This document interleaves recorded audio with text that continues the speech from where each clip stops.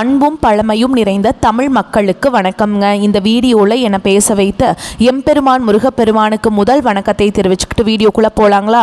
நீங்களும் என்னுடன் சேர்ந்து இந்த மந்திரத்தை சொல்லிட்டே கமெண்ட் பாக்ஸில் ஒரு முறை கமெண்ட் பண்ணுங்க. ஓம் முருகாசரணம், ஓம் முருகாசரணம், ஓம் முருகாசரணம். என்னை காக்கும் கந்தா கடம்பா கதிர்வேலா, நீ தான் என்னை நம்பி இந்த வீடியோ பதிவு பார்க்க வந்தவங்களை கூட நின்று காப்பாற்றணும். அவங்க கஷ்டம் நஷ்டம் எல்லாம் விலகி சந்தோஷமாக இருக்க நீ தான் ஐயா பொறுப்பு. ஜோதிடம் என்னும் மகாக்கலை மூலம் நாம் இன்று இணைந்துள்ளோம். இந்த கலையில் மிதுனராசி நேயர்களுக்கு என்னெல்லாம் நடக்க போகுது, அவங்க வாழ்க்கை நல்லபடியாக மாறுமா மாறாதா, அவங்க பிழைக்க ஒரு வழியாவது நீ இருக்கா என அனைத்து விஷயங்களையும் விலாவரியாக பேச போகிறோங்க. அதற்கு முன்னாடி சப்ஸ்கிரைப் பண்ணாதவங்க மறக்காமல் சப்ஸ்கிரைப் பண்ணிக்கோங்க. அப்படியே பெல் பட்டனையும் கொடுத்து ஆல் அப்படிங்கிற ஆப்ஷனையும் தேர்ந்தெடுத்து வைங்க. அப்போ தான் நாங்கள் போடுற ஒவ்வொரு பதிவும் உடனே உங்ககிட்ட வரும். இந்த வீடியோ பதிவு எதுக்குன்னு பார்த்தீங்கன்னா 2025 இன்னும் ஒரு மாதம் தாங்க மிச்சம் இருக்குது. 11 மாதத்தில் நடக்காத அப்படி என்ன நல்லது இந்த ஒரு மாதத்தில் நடக்கும் அப்படின்னு கேட்டிங்கன்னா அதுதாங்க நம்மளுடைய இறுதி வாய்ப்புங்க. இந்த காலகட்டத்தில் உங்களுக்கு கிடைக்கிற நல்ல விஷயங்கள் எப்போவுமே இனி திரும்ப கிடைக்காதுங்க. கடைசி 30 நாட்களில் மறைந்திருக்கும் நல்ல விஷயங்கள் என்னென்ன அப்படிங்கிறத இந்த பதிவில் விலாவரியாக பார்க்கலாங்க. நம்மளுடைய மிதுன ராசிக்காரங்களை பொறுத்த வரைக்கும் பயம் அறியாதவங்களா இவங்க இருப்பாங்க. எல்லாருமே நல்லா இருக்கணும் அப்படிங்கிற பொதுநல குணத்தோடு இவங்க வாழ்ந்துட்டு இருக்காங்க. தன் கையே தனக்குதவி அப்படின்னு வாழக்கூடியவங்களா இவங்க இருப்பாங்க. எதையும் சமாளிக்கக்கூடிய ஆற்றல் இவங்க கிட்ட அதிக லெவல்ல இருக்குதுங்க. அணு தினமும் ஆண்டவனே துணை என்று வாழக்கூடியவங்களா இருப்பாங்க நம்மளோட மிதுன ராசிக்காரங்க. இவங்க பயங்கரமான புத்திசாலியா இருப்பாங்க. அதனால இவங்களை யாராலையும் தோக்கடிக்கவே முடியாதுங்க. இவங்களுக்கு நிகர் இவங்களாதான் இருக்க முடியும். இவங்க நினைச்சா மட்டும்தான் எதையும் இழக்கவும் முடியும், எதையும் பெறவும் முடியுங்க. இவங்க எல்லார்கிட்டையும் நட்பா பழகுவாங்க. அதனால இவங்களுடைய நட்பு வட்டம் பெரிய லெவல்ல இருக்குதுங்க.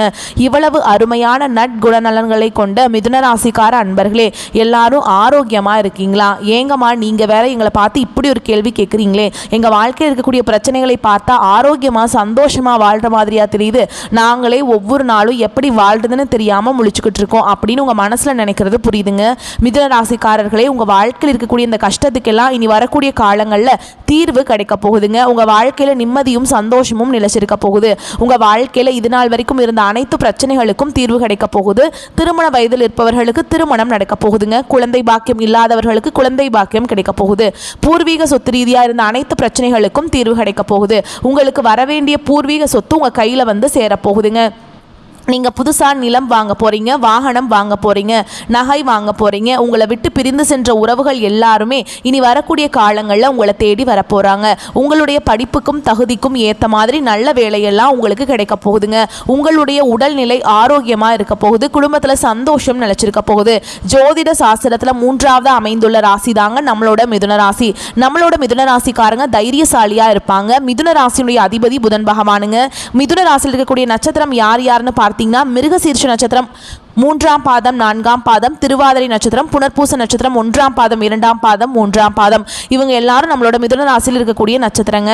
புதன் பகவான் மிதுன ராசியை ஆட்சி செய்கிறாருங்க. நம்மளோட மிதுன ராசிக்காரங்களுக்கு நட்பு ராசியா இருக்கக்கூடியவங்க யார் யாருன்னு பார்த்தீங்கன்னா ரிஷபம், கன்னி, துலாம். இவங்க எல்லாரும் நம்மளோட மிதுன ராசிக்காரங்களுக்கு நட்பு ராசியா இருப்பாங்க. மிதுன ராசிக்காரங்க வாழ்க்கையில எவ்வளவு கஷ்டம் வந்தாலும் தைரியத்தை விட மாட்டாங்க. முயற்சி பண்ணிக்கிட்டே இருப்பாங்க. அடுத்தவங்க செய்ய முடியாதுன்னு ஒதுக்கி வச்ச காரியத்தை கூட அழகா திட்டம் தீட்டி அந்த காரியத்தில் வெற்றி அடையக்கூடியவங்களா இருப்பாங்க நம்மளோட மிதுன ராசிக்காரங்க. எப்போதுமே சுறுசுறுப்பா இருப்பாங்க. மீன் போன்ற அழகிய கண்களை கொண்டவங்களா இவங்க இருப்பாங்க. இவங்களுக்கு சோம்பேறித்தனம் சுத்தமா கிடையாதுங்க. மிதுன ராசினர் மற்றவங்களை போல ஒரே பாதையில நடக்கிறது இல்லை. இவங்களுக்கு 2 பாதைகள், 2 திசைகள், 2 விதிகள் இருக்கு. ஒரே ஆன்மா, ஆனா 2 அடையாளங்கள். மிதுன ராசிக்கு ஒரு ராசி மட்டும் இல்லை, அது ஒரு யுக்தி. உங்களுக்கு ஒரு ரகசியம் இருக்குது. உங்களுக்குள்ள 2 குரல்கள் பேசும். ஒன்று தொடங்க சொல்லும், மற்றொன்று காத்திருக்க சொல்லுங்க. இந்த வருடத்தின் கடைசி நாட்களில் நம்ம இருக்கோங்க. உங்களுக்கு சோதனைகளாக இருக்காது. விழுந்த இடத்துலேயே வேகமாக எழுந்து நிற்கக்கூடிய அற்புதமான நாட்களாக வரப்போகுதுங்க. இந்த 30 நாட்களில் சிந்தனை, அதிர்ஷ்டம், அடையாளம் ஆகிய 3 நிலைகளில் மாற்றத்தை கொடுக்க போகுது. கிரகங்கள் இடம் மாறுவதால் உங்களுடைய அதிர்ஷ்ட ரேகை இப்போது வேகமாக வேலை செய்ய போகுது.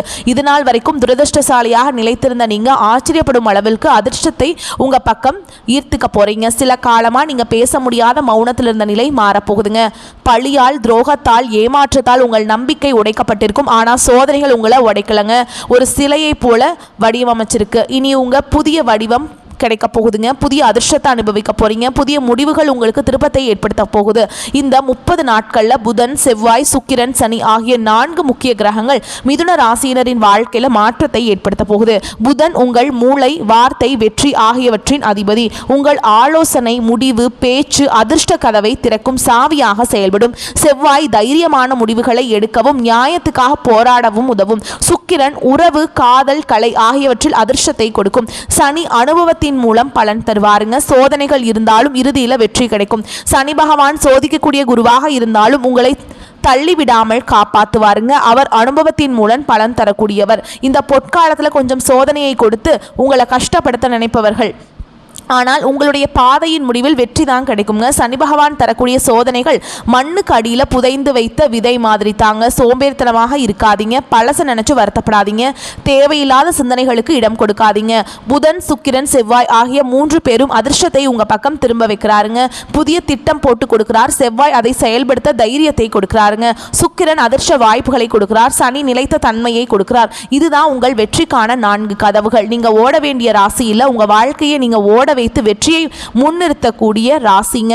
இந்த 30 நாட்கள்ல வேலை, தொழில், பணம், பதவி, உறவு, குடும்பம், காதல் ஆகியவற்றில் புதன் மற்றும் செவ்வாய் இணைவு 3 பெரிய மாற்றத்தை கொடுக்க போகுது. புதிய வாய்ப்புகள், இடமாற்றம் உண்டாகும். கைவிட்ட வேலை, தொழில் மீண்டும் உயிர் பெறும். உங்களால் எடுக்கப்பட்ட முடிவு உங்களை உயர்த்தி வைக்கும். உயர் பதவி, சம்பள உயர்வெல்லாம் கிடைக்குங்க. பழைய தவறுகளை சரி செய்யக்கூடிய நேரம் இது. வியாபாரிகளுக்கு முதலீடுகளில் இருந்த பயம் நீங்கும். புதிய தொடர்புகள் லாபத்தை கொண்டு வரும். அவசரத்தில் முடிவெடுத்து எதையும் சொல்லிவிடாதீங்க. எந்த முடிவு எடுத்தாலும் பலகட்ட ஆலோசனைகளுக்கு பிறவே எடுக்கணுங்க. பண வரவு இருந்தாலும் செலவு இருக்கும். ஏற்கனவே கடனாளியாக இருப்பவர்களுக்கு கடனை அடைக்க பணம் வரும். நிலம், சொத்து தொடர்பான நல்ல தகவல்கள் கிடைக்கும். எதிரிகள் பயப்பட ஆரம்பிப்பாங்க. சுக்கிரன் குடும்பம் மற்றும் காதல்ல முக்கிய பங்கு வகிக்கிறாருங்க. மனதில் இருந்த சோர்வு, அழுத்தம் நீங்கி மன அமைதி கிடைக்கும். கணவன் மனைவி உறவு சிறப்பாக இருக்கும். காதலில் எந்த ஒரு குறையும் சொல்ல முடியாது. சிங்கிளாக இருப்பவர்களுக்கு புதிய தொடர்புகள் வரும். காதல் திருமணமாகவும் அமையலாம். சண்டை, கோபத்தை தவிர்க்கணுங்க. ஆரோக்கியம் மேம்படும். உடல் வலி குறையும். ஆண்கள் பழைய உறவுகளை நினைத்து மனதை உடைத்துக் கொள்ள வேண்டாம். 2 முடிவுகளை வைத்து குழம்ப வேண்டாம். ஒரு முடிவை மட்டும் தேர்வு செய்யுங்க. உங்களை குறைத்து மதிப்பிட்டவர்கள் முன்பு மீண்டும் உயர்ந்து நிற்க போறீங்க. மிதுனராசி பெண்கள் விதியை மாற்றக்கூடியவர்களாக வலம் வர போறீங்க. குடும்பத்தில் மதிப்பு, மரியாதை உயரும். காதல், திருமணம் சார்ந்த விஷயங்கள்ல நல்ல தீர்மானம் வரும். மாணவர்கள் கவனமாக படிங்க. தேர்வுகளில் நல்ல மதிப்பெண்களை பெறுவீங்க. வெளிநாட்டில் உயர்கல்வி படிக்க வாய்ப்பு இருக்கு. தொலைபேசியை அதிக நேரம் பயன்படுத்தாதீங்க.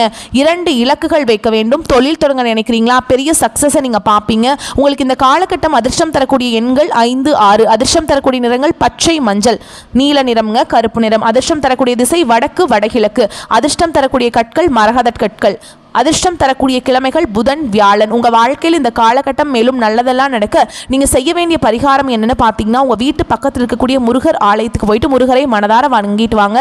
உங்கள் வாழ்க்கையில் இருக்கக்கூடிய அனைத்து பிரச்சனைகளும் காணாமல் போயிடும். வீட்டில் வடக்கு திசை தூய்மையாக இருக்கணும். வடக்கு திசையில் அகல் விளக்கேற்றி வாசியான பொருட்களை வைக்கணுங்க. விநாயகர், விஷ்ணு, குரு பகவான், தர்ஷனாமூர்த்தி, புதன் பகவான் ஆகியோரை நீங்கள் வழிபாடு செய்யணும். திருவேற்காடு விநாயகர் கோவிலுக்கு போயிட்டு விநாயகரை மனதார வணங்கிட்டு வாங்க. உங்கள் வாழ்க்கையில் இருக்கக்கூடிய அனைத்து பிரச்சனைகளும் காணாமல் போயிருங்க. புதன்கிழமைகளில் காலை 6 மணி முதல் 9 மணிக்குள் கோவிலுக்கு சென்று வழிபாடு செய்யுங்க.